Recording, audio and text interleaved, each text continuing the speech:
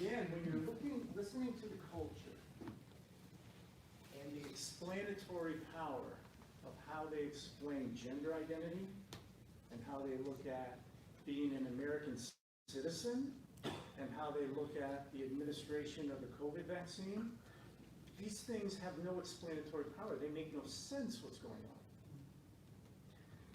But Christianity, to look at it in terms of who Jesus is and this offering of forgiveness through his death and resurrection, makes sense. This is what he's talking about.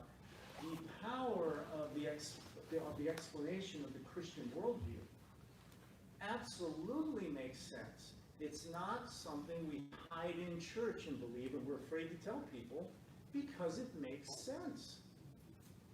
But we shake our heads yes, but yet we're afraid. I don't get it. Why be afraid if it's logically makes sense? It's kind of complicated. It's not something you can just explain in a couple sentences. Oh, okay. Well, okay, so you've got an 8-year-old, and they say, hey, Mom or Dad, can you help me understand how I can go to heaven? Well, it's way too complicated. I'm sorry. I don't think we can figure it out. Hey, wait till you're like 13 or 14. You develop a little more, and then I'll share it. It's not complicated. We as adults, what happens is we get older. We think we're so smart, right? My parents aren't that bright. Now that I'm older, I get it.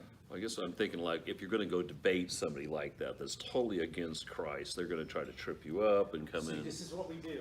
This is what we do. We look at our culture and go, everybody wants to debate and they're against me. Who said that? We get a mindset of, it's me against the world, Lord, what am I going to do? Most people out there just need to be told. They just need to be talked to. These angry people, like, do we think the media and what they say represents America? No. No, heck no, right?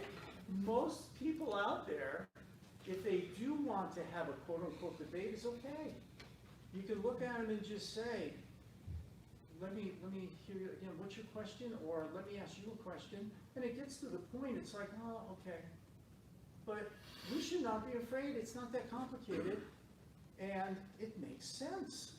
Someone, Austin, do you want to say something? You kind of addressed it. It's not complicated for children. It's complicated for adults who now have their own worldview that you're now fighting against here. Yeah. People develop their own way of thinking. We become more postmodern and we have our own view relatively of the way things are. Right? I gave this example before. Driving down the highway, sign says 55. What do? Look around me, see what everybody else is doing. People are going 65. I go 60. Wait a minute, there's an absolute truth. It's objective, 55. Yeah, but nobody's going to arrest me. I'm fine, right? We do it all the time, right? So when we think about the Christian worldview, we got to step back and say, I got to guard myself. I got to examine the way I'm thinking.